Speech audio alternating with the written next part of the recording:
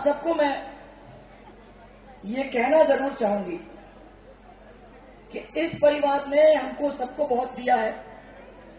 Bharatiya Janata party इस चीज को समझती है और आने वाले समय के अंदर भी आज अगर हम लोग इस यात्रा के अंदर चल रहे हैं, आप लोगों के बीच में आने की कोशिश कर रहे हैं, तो हम इसलिए कर रहे हैं क्योंकि हमारे दिल के अंदर पीड़ा है।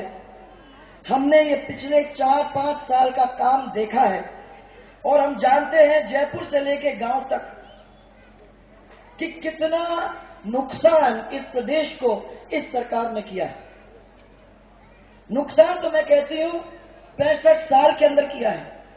राज अपन ने सिर्फ एक ही परिवार को और एक ही पार्टी को चला के दिया और ये सोच के दिया कि हम अगर इनको विश्वास करते हैं, अगर इनके ऊपर सब सौंप देते हैं भार, तो ये लोग जितना समय हमने उनको दिया है वो हमारा भला करेंगे, हमारे परिवारों को भी अपने पैरों पे खड़ा कर देंगे और हमारी वो स्थिति लाके खड़े कर देंगे जैसे शहरों के अंदर और उन लोगों की स्थिति है।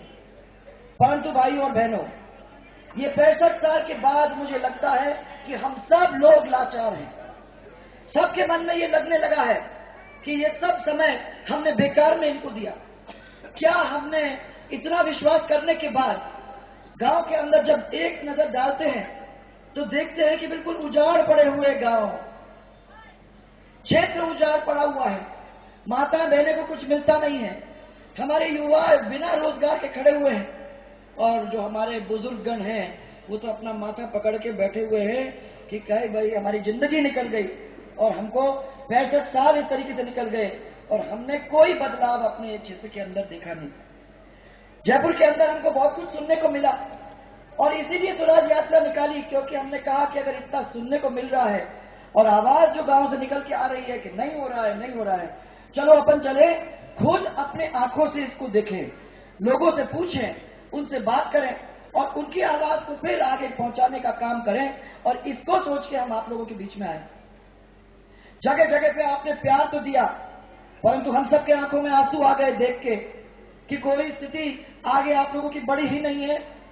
गांव के अंदर लोगों से पूछा कि जब हम छोड़ के गए थे तो किसानों को बिजली सही तरीके से मिल रही थी, महिलाओं को पहली बार घरेलू बिजली मिलने का काम हमने करवाया था, हमने अलग अलग ट्रांसफार्मर्स के ऊपर 2-2 जन को लगा दिया था, क्योंकि यहाँ 60-60 जन होते थे तो कभी चोरी होती तो किसी को मालूम ही नहीं पड़ता था।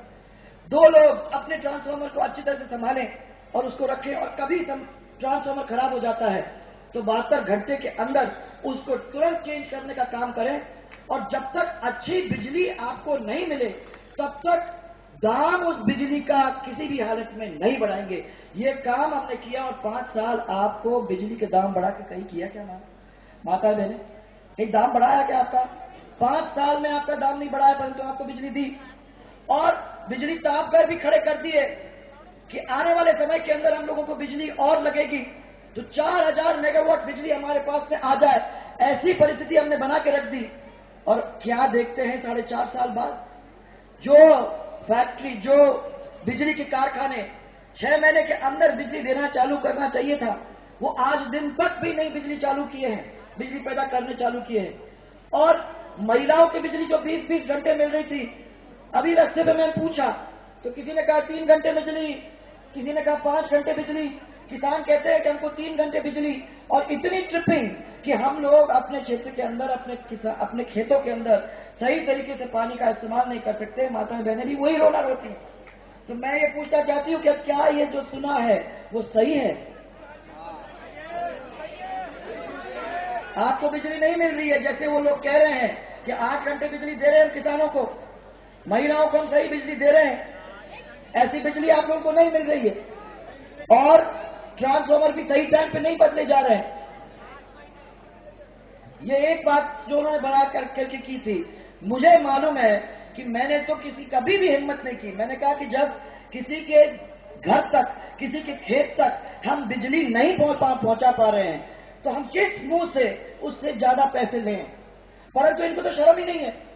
आज जो बिजली की हालत है वो इतनी बदतर है और उसके बावजूद 3-4 बार बिजली के दाम बढ़ा के किसानों को कहते हैं, माता बहनों को कहते हैं कि इसके पैसे दो। काय के पैसे?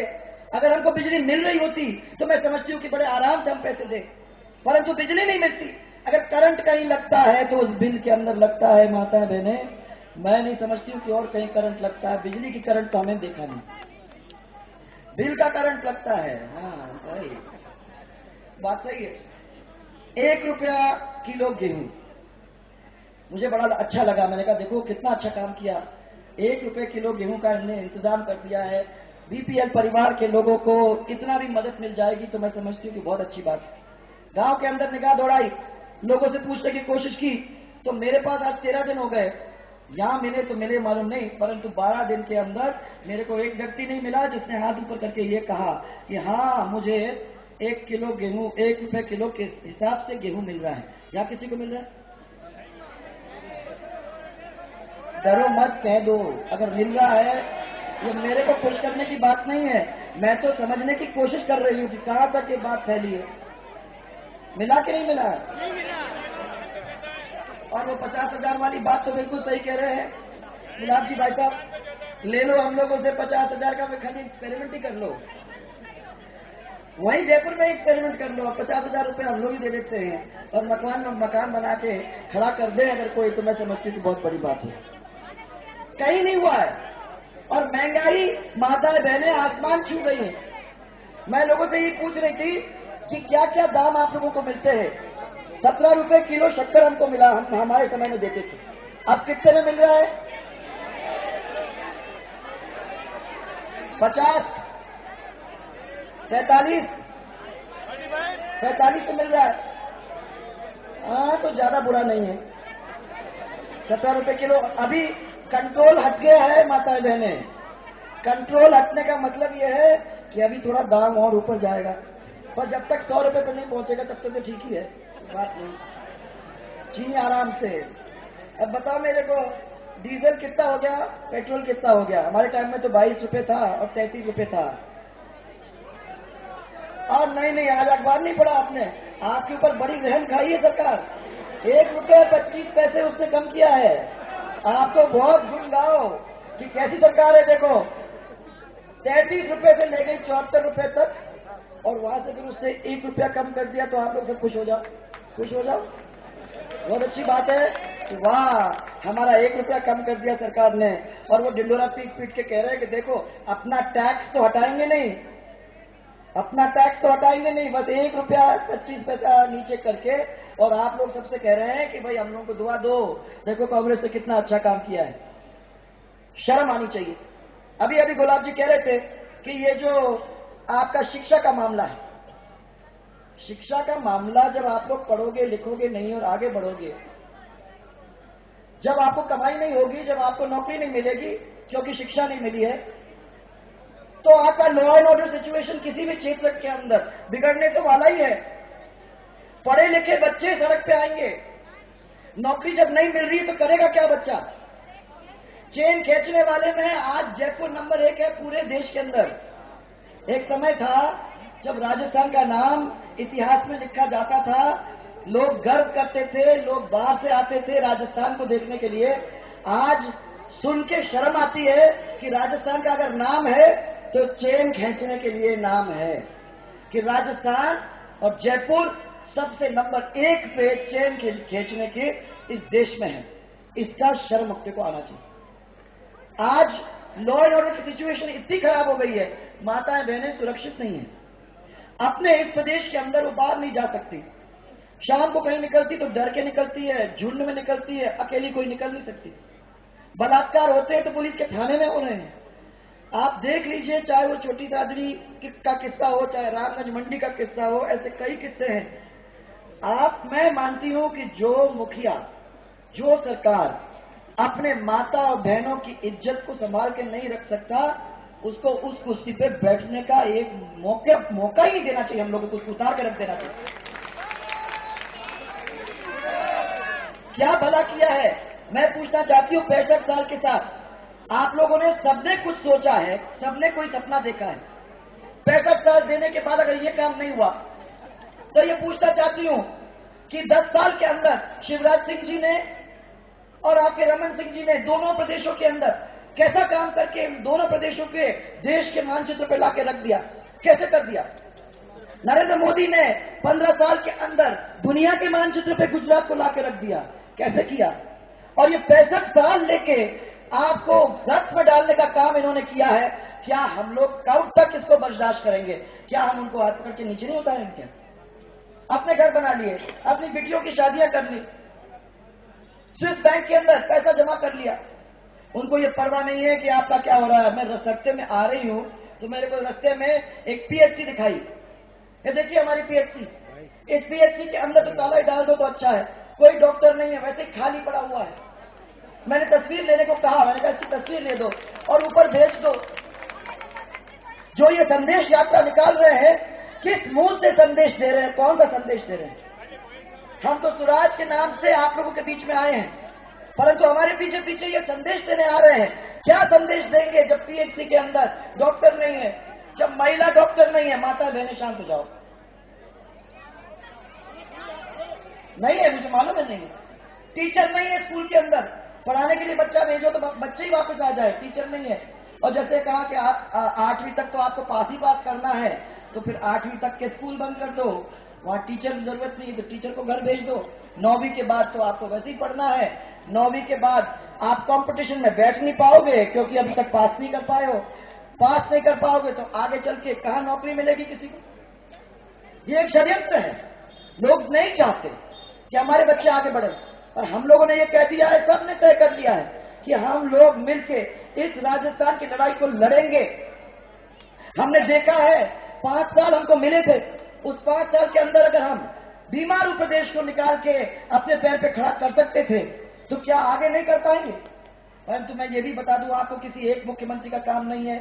ये पूरा परिवार जब जुड़ता है तभी होता है। चाहे उसके मंत्री हो, चाहे उसके अफसर हो, चाहे उसके जनता हो, जब लोग सब मिलकर जुड़ते हैं, एक दूसरे के साथ अपना प्यार जोड़ते हैं, तब ये पूरा प्रदेश आगे बढ़ता है। और कांग्रेस जानती है कि जब ये सब लोग इकट्ठा हो जाएंगे तो हमारे लिए पैर रखने को जगह नहीं होगी। इसलिए जातियों को बांट दो, मजहब के बीच में झगड़ा करा दो, भाई भाई के बीच में झगड़ा करा दो, तो कोई एक वोट तो अपने को मिलेगा। और इसके ऊपर इन्होंने अपने 65 साल निकाले हैं और राज किया है। और हम कह रहे हैं अब आपका समय आ गया है, अब इनका हमने बहुत कुछ कर दिया, अब समय आ गया कि हम अपने लिए कुछ करेंगे। और अगर हमें अपने लिए कुछ करना है तो माता बहनें तय कर लो कि एक नया और विकसित राजस्थान हम लोगों को बनाना है।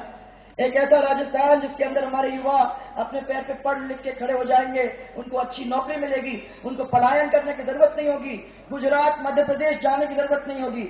यहाँ इंडस्ट्री लगेगी, यहाँ इंडस्ट्री वाले आएंगे, पैसा लगाएंगे, उनको नौकरी का इंतजाम करेंगे। ऐसा राजस्थान हमको अपने बच्चों के लिए बना के रखना है। एक ऐसा राजस्थान माता बहने जिसमें आप लोग सुरक्षित सड़क पर चल सकोगी। आपको चिंता करने की जरूरत नहीं होगी कि मेरी 17 साल की बिटिया पिक्चर देख के वापस घर आ रही है, क्या वो घर पहुंचेगी कि नहीं। आप इस सब चिंता से वंचित रहोगे, क्योंकि हम लोग एक ऐसा राजस्थान मिलकर बनाएंगे जिसमें ये सुरक्षा हम सबको मिलेगी। हमारा किसान अपने पैर पे खड़े हो सके, मजबूत हो सके। एक ऐसा व्यवस्था जिसके अंदर उसको पानी का इंतजाम मिले, उसको अपने बीज का इंतजाम मिले, उसको अपने खाद समय के ऊपर मिले, उसको अपना बिजली का इंतजाम हो, और जब वो जाता है माल बेचने के लिए तो उसको सही दाम मिले। ऐसा इंतजाम अपने किसानों के लिए अपने को यहाँ करने की जरूरत है। मैं अभी देख रही थी कि हम लोगों ने कितना सारा काम किया, कुछ ही साल मिले थे, और कितना काम हम लोगों ने किया और कितना काम इस सरकार ने किया। अगर उन्हें एक भी काम आप लोगों ने किया है तो बताओ तो सर। मुझे मालूम है कि 6000 स्कूल अब वो बांटने की तैयारी में है। आप तो अभी कुछ भी कह दो उनको, आप कह दो कि इस सोने के पिंजरे में एक सोने की चिड़िया ला के हमें दे दो, तो वो आपको कहेंगे तुरंत कल मिल जाएगा, चिंता मत करो। आप कह दोगे कि यहाँ से एक दूध की नदी बहा दो, तो कहेंगे कोई बात नहीं है, उसका भी हम इंतजाम कर देंगे, बस बहन जी 4 दिन दे दो, हम निकाल देंगे आपको। आप कुछ भी कह दो, वो सब कहने करने को तैयार हैं, क्योंकि अब चुनाव आ रहे हैं, तो हम सब जानते हैं। और 4.5 साल में अगर अभी आप ये काम नहीं कर सके तो क्या 4 साल में करके दोगे? 4 महीने में ये काम करके दोगे? मुझे नहीं लगता। और हमने बहुत देख लिया, ये झूठ और फरेब के जाल में बार बार हमको बताते हैं, और हम इस बार फंसने वाले नहीं। इसीलिए आप लोग सबके बीच में इस यात्रा के द्वारा हाथ जोड़ने और आप लोग सबको ये कहने आए हैं कि आप अपने हाथ में लगाम ले लो। ये घोड़ा वैसे मानने वाला नहीं है। इस घोड़े की लगाम अपने हाथ में लेके और ये तय कर लो कि आने वाले समय के अंदर हम लोग एक ऐसा सरकार बनाएंगे जो हमको ये सपना पूरा करके देगी। उस सरकार के अंदर हम भी भागीदार होंगे, क्योंकि हमने तब भी आप लोगों को कहा था कि सेवा का काम करने आए हैं, राज करने नहीं, ना आगे का भविष्य देखना है। और मैं इतना ही कहना चाहती हूँ कि भारतीय जनता पार्टी खड़ी है, भारतीय जनता पार्टी आपका साथ देना चाहती है। भारतीय जनता पार्टी इतना ही कहती है कि आओ हमारा भी हाथ पकड़ो, हमारे साथ चलो और हम लोग मिलके एक नया राजस्थान बनाने का काम करेंगे। ये विश्वास मैं आपको दिलाना चाहती हूँ। एक जोरदार नारा मेरे साथ, जय जय राजस्थान, जय जय राजस्थान। आओ साथ मिलो, चलो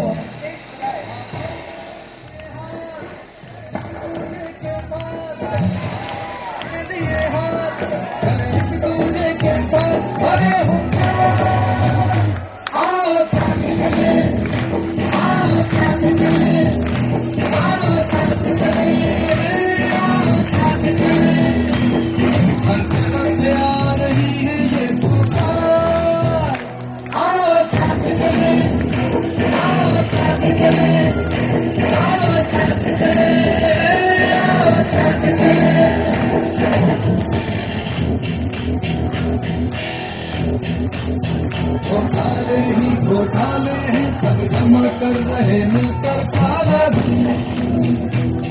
ना बिजली है ना पानी है, आम आदमी रहता परेशान।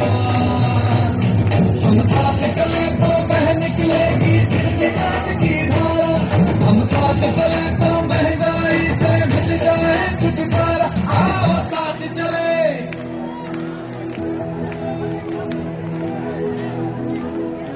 आओ साथ चले, आओ साथ चले।